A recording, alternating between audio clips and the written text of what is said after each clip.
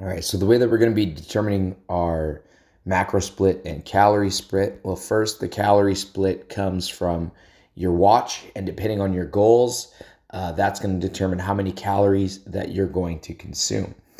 And the way that we set that is we go in here. So I already have my goal set up. You just go to the top part and you put in goals, okay?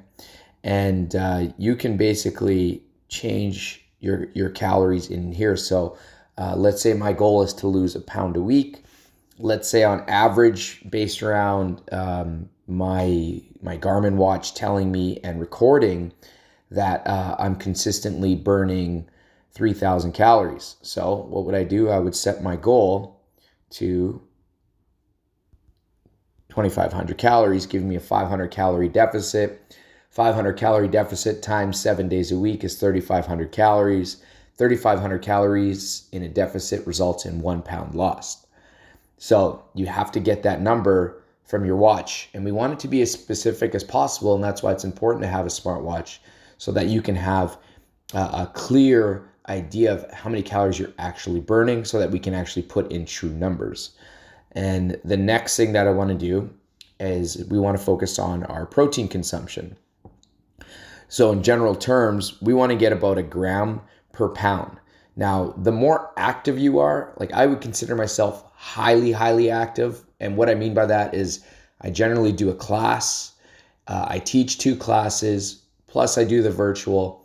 And then, there's a time where I'll go and either play tennis, racquetball, maybe some basketball once or twice a week. So my body is generally in a major deficit, and it generally needs more protein to increase the amount of muscle recovery that I'm getting. But for general sense, you want to do about a gram per pound or slightly above. So I'll give you an example. If you're 150 pounds, then the macro split would be something like this. And then you can base around how you like to eat. Like if you're a big carb eater, then you can add more carbs or you can add more fat. I like more fats than carbs, but this would kind of be my macro split. So as you see, I'm getting about 150 grams of protein, 200 grams of carbs, and about 100 grams of fats. But we're not focusing on carbs and fats for this challenge. All we're focusing on is your caloric consumption and your protein requirements. Now, for me, I do best with a higher protein, in and around 188 grams. And so I would just take that from either my carbs or protein. It doesn't really matter. All that matters is that I'm hitting 188 grams of protein, and then you save it. So once it's done, you go back and you just go to your food. So for instance, go here.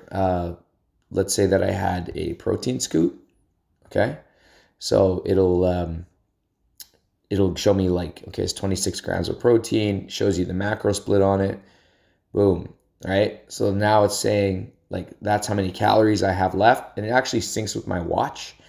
So it'll tell me how many, it'll based around my goals, it'll actually add more calories as I burn more calories.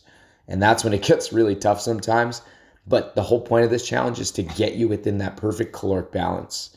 Now, if I go here, it's going to show me where my total is. So what I did is at the top there, you see that little pie chart, right? It's right next to the where it says today at the top, eyes up. To the right, there's a little pie chart, top right. Then it's going to show me my macro split here. So you're going to see my protein for the day. And there's always carbs and fat in everything that you eat. And even though it's like a pure protein, it doesn't matter. So you'll see that there's 26 grams of protein in this. I've got 167 grams of protein left to consume during the day. So that's it. Easy peasy. Get out there and let's crush those goals.